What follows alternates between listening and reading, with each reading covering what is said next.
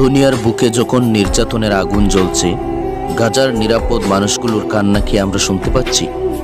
ফিলিস্তিন এক টুকরো জমিন, যেখানে প্রতিনিয়ত রক্ত ঝরছে।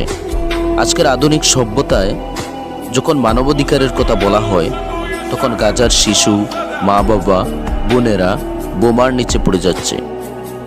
রাসূলুল্লাহ সাল্লাল্লাহু আলাইহি ওয়াসাল্লাম বলেছেন, একজন মুসলিম আরেকজন মুসলিমের ভাই, সে কখনো তার ভাইকে বিপদে ফেলতে পারে না। কিন্তু আজ আমরা কি করছি? আমরা কি তাদের জন্য দোয়া করছি? আমরা কি তাদের পাশে দাঁড়াচ্ছি?